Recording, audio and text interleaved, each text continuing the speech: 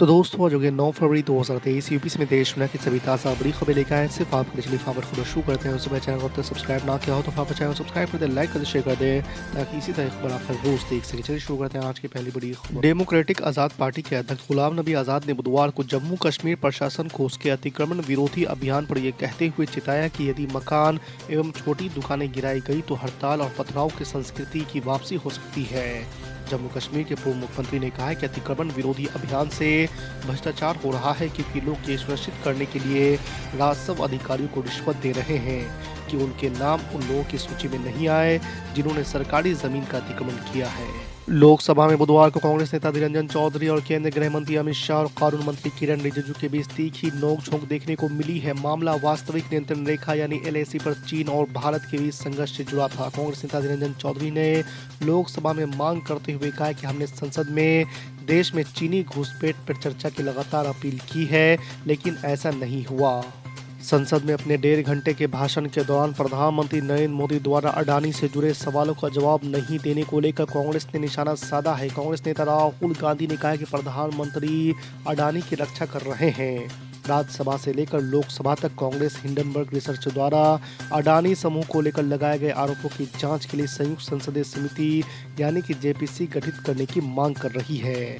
दिल्ली में 8 साल से सरकार चला रही आम आदमी पार्टी के लिए इन दिनों कुछ भी ठीक नहीं चल रहा है। अरविंद केजरीवाल की अगुवाई वाली पार्टी और सरकार को एक के बाद एक नई मुसीबतों का सामना करना पड़ रहा है। भ्रष्टाचार और घोटाले के ताबड़तोड़ आरोपों के बाद अब आप सरकार पर जासूसी के सनसनीखेज आरोप लग गए हैं।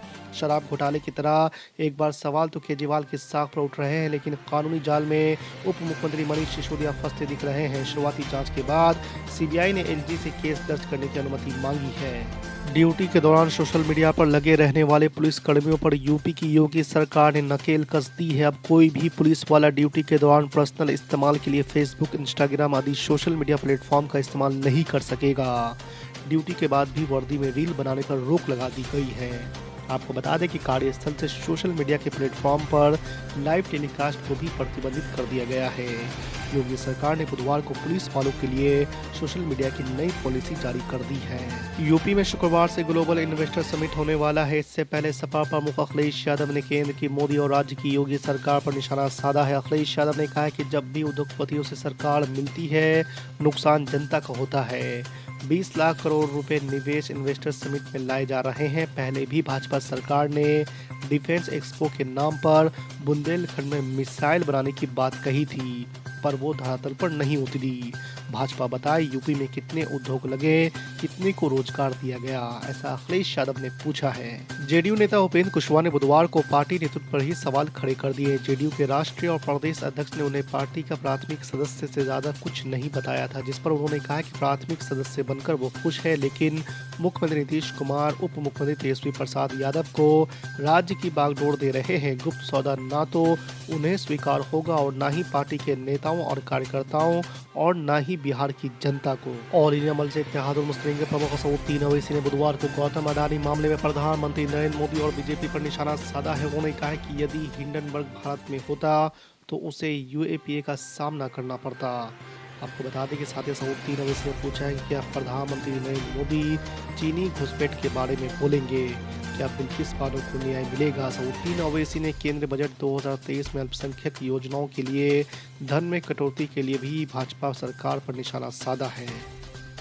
केंद्रीय मंत्री स्मृति ईरानी ने लोकसभा में राहुल गांधी पर मंगलवार को जमकर तंज कसा। इस दौरान स्मृति ईरानी ने खास तौर पर मैजिक परिवार और यात्रा का जिक्र किया। आपको बता दें कि स्मृति ईरानी ने राष्ट्रपति के अभिभाषण पर धन्यवाद प्रस्ताव पर चर्चा में भाग लेते हुए ये आरोप भी लगाया कि परिवार ने अमेठी में कई ऐसी जमीनों को अपने कब्जे में ले लिया जिन्हें फाउंडेशन या फैक्ट्री के लिए आवंटित किया गया था। बॉलीवुड अभिनेता शाहरुख खान की फिल्म पठान का मुद्दा मंगलवार को संसद में भी सुनाई दिया। टीएमसी नेता और राज्यसभा सांसद डेरेक ओब्रायन ने बाइकॉट गैंग पर निशाना साधते हुए कहा कि फिल्म सुंदर संदेश देती है। उन्होंने इसके लिए पठान फिल्म की जमकर तारीफ की। उन्होंने फिल्म बनाने और इसमें काम करने वाले लोगों की सराहना करते हुए उन्हें भारत का सबसे बड़ा वैश्विक दूत करार दिया। विनाशकारी भूकंप का सामना कर रहे तुर्की ने भारत का शुक्रिया अदा किया है। भारत ने राहत कार्य के लिए टीम को तुर्की भेजा है। सोमवार सुबह तुर्की और सीरिया में भूकंप आ गया था। आंकड़े बताते हैं कि करीब 4600 से ज्यादा लोगों की मौत हो चुकी है, वहीं 26,000 से अधिक लोग घायल हैं। आपको बता दें कि भारत के अलावा अमेरिका समेत कई देशों ने मदद के लिए हाथ बढ़ाया है।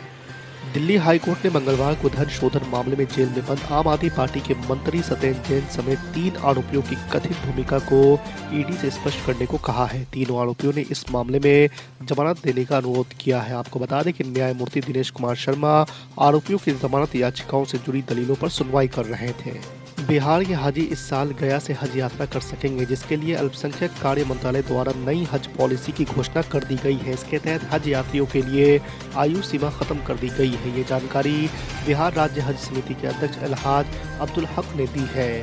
उन्होंने बताया कि नई पॉलिसी के अनुसार 70 वर्ष से अधिक आयु के इच्छुक हज यात्रियों को भी एक सहयोगी के साथ हज यात्रा पर जाने की अनुमति होगी। जेडीयू में मुख्यमंत्री नीतीश कुमार और उपेंद्र कुशवाहा के बीच तानातानी लगातार बढ़ती ही जा रही है। अब कुशवाहा ने मुख्यमंत्री नीतीश कुमार पर पलटवार किया और कहा है कि मुख्यमंत्री खुद अपनी सहूलियत के हिसाब से गठबंधन बदलते रहते हैं। अगर मुख्यमंत्री कहेंगे तो वो आज ही एमएलसी का पद भी छोड़ देंगे। आपको बता दें कि इससे पहले जेडीयू के राष्ट्रीय अध्यक्ष ललन सिंह ने कहा था कि कुशवाहा पार्टी के संसदीय बोर्ड के अध्यक्ष नहीं है, वे सिर्फ एमएलसी हैं।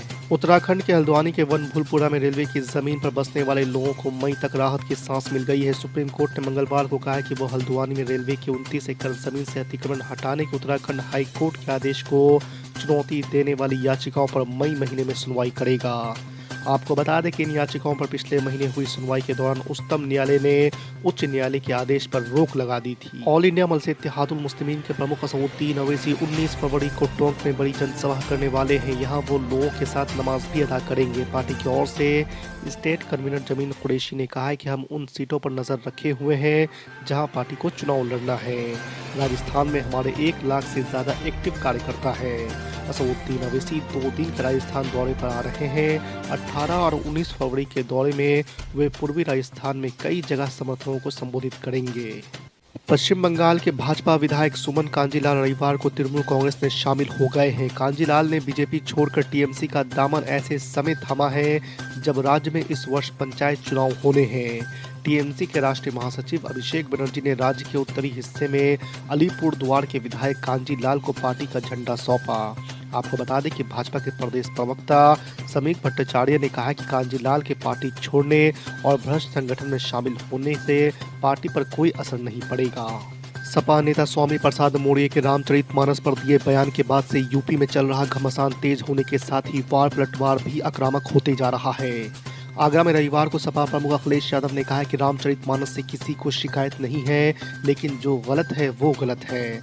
मुख्यमंत्री योगी आदित्यनाथ पर निशाना साधते हुए अखिलेश यादव ने कहा है कि मैं आज भी प्रत्येक दिन सुबह 1 घंटा भजन सुनता हूँ। उन्होंने कहा है कि योगी आदित्यनाथ को शायद भजन सुनने का समय नहीं मिलता होगा। अखिलेश यादव ने कहा कि सपा भगवान विष्णु के सभी अवतारों को मानती है, लेकिन विपक्ष अगर सवाल करता है तो योगी को उसका जवाब देना चाहिए।